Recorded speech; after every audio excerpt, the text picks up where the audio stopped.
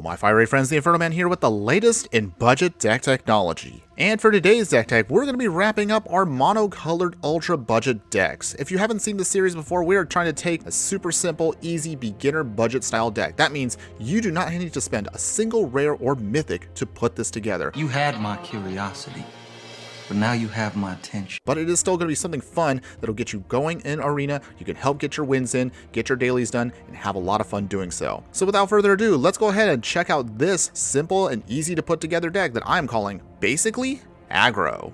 But before we continue, if you do like any of the content that I do, please like, follow, and subscribe wherever you watch the content so you don't miss out on any of the gameplay, booster pack openings, deck decks, and so much more. Whether you're a new timer to the channel or you're someone that's returning and you just have a passion for budget decks, here's what we're basically looking at today. Our aggro deck is running an average mana curve of about 1.6. We are mono white and we're rocking 32 creatures in the deck. That's actually a lot of creatures, by the way. We have 4 instants, 4 sorceries, and only 20 lands. Normally, when you think of aggro decks, you kind of don't imagine them being super versatile. You just kind of put your stuff down and tap. Am I right? Correct! As far as how our aggro deck goes, I'm about to show you how you can still, of course, do that, but we can add a little bit of versatility and make our deck even pretty awesome, even on a budget. But before we get into that, let's explain, of course, how we're going to get to victory.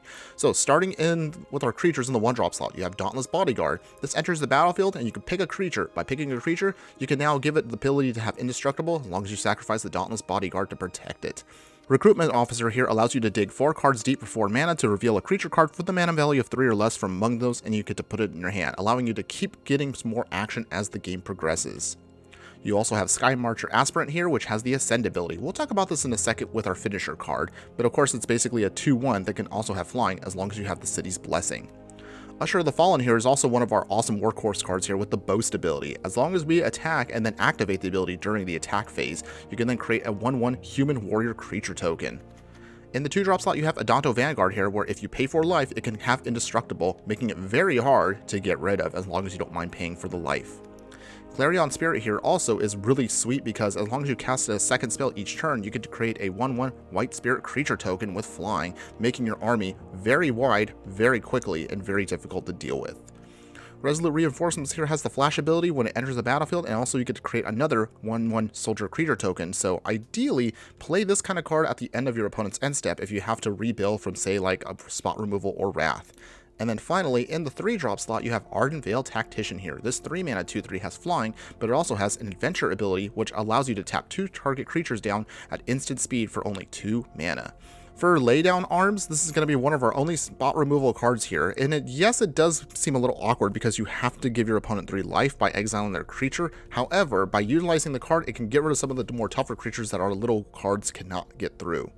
And then otherwise, your only other major finisher in the deck is Pride of Conquerors. This has also the Ascend ability, and that also says, creatures we control get +1/+1 until end of turn. If you have the City's Blessing, those creatures get +2/+2 until end of turn. But what is Ascend? Real quick, it just simply means that if you control 10 or more permanents, you will get the City's Blessing for the rest of the game. So ideally, the whole game plan, of course, revolves around flooding the board as fast as possible. Hopefully you can dig out your Pride of Conquerors, use your Laydown Arms to get rid of things that are in your way, or Ardent Veil Tactician to just tap things down and start doing as much damage as possible.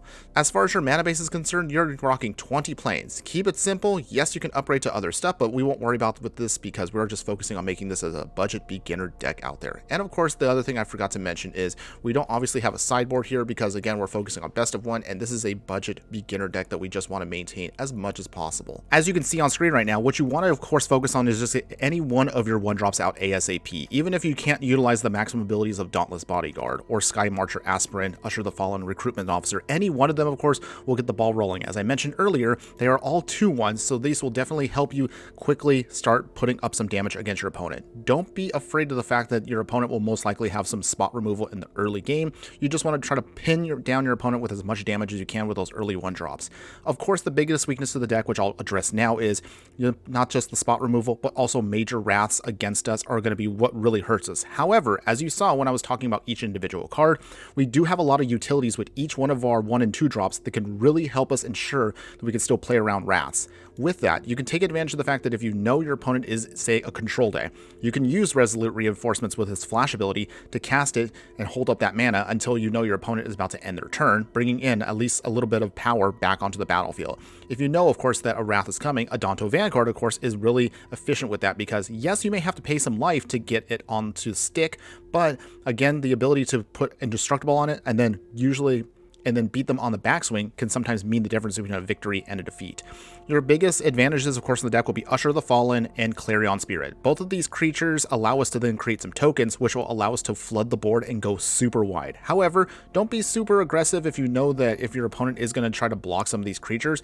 There might be some moments where you might have to hold back your Usher of the Fallen.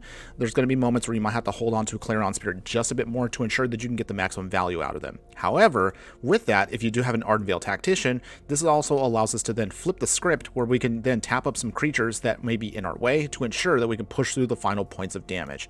Finally, even if the game does happen to go a little bit longer than we anticipate, remember that cards like a Recruitment Officer here can ensure that we can keep digging through our deck to keep pulling out more and more creatures. You do have a lot of extra mana with the 20 manas, and our curve, of course, is a little bit lower than some of the other decks out there, so you should have a little bit of extra in order to then dig through to get some stuff out.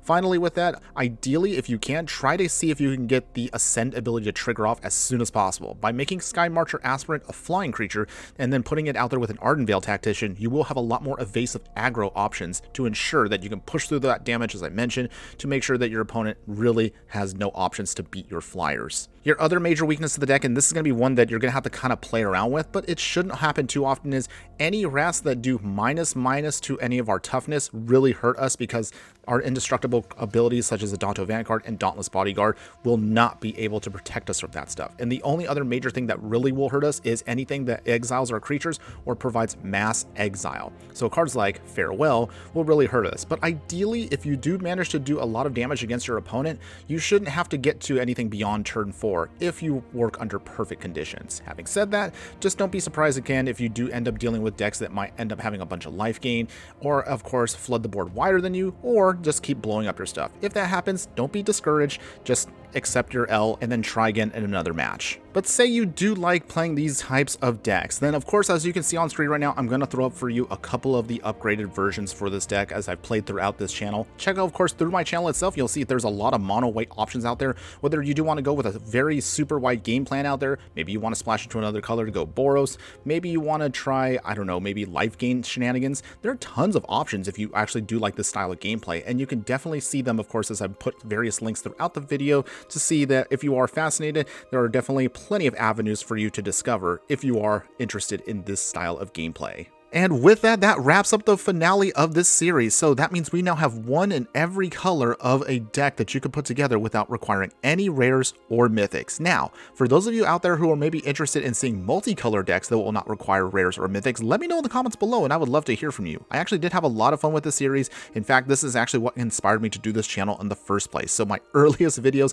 actually do have the basic set of colors with this challenge that we put on ourselves. So maybe in a couple years, if we're still doing the channel, maybe we might revise this once again and look at refreshing this for a future update. I really had a lot of fun putting these decks together, and if you do want to see more of this content, again, all I just simply ask is show me some love, give this a like. But to wrap it up and bringing it back to specifically this video, if you are a fan of aggro decks, if you're a fan of go wide strategies, if you're a fan of just overwhelming your opponent and having a lot of fun doing so by beating them down by turn 4, sometimes even as fast as turn 3, by all means, give this deck a try. And I assure you, whether you want to keep it in its basic form, if you want to take this and upgrade it to the next level, you will definitely have a lot of fun doing so, and I assure you, you will not be disappointed. That's all I have for you today. Thanks again for watching, everyone, and just remember that no matter what you do play in the game of life, always be sure to burn bright. Later!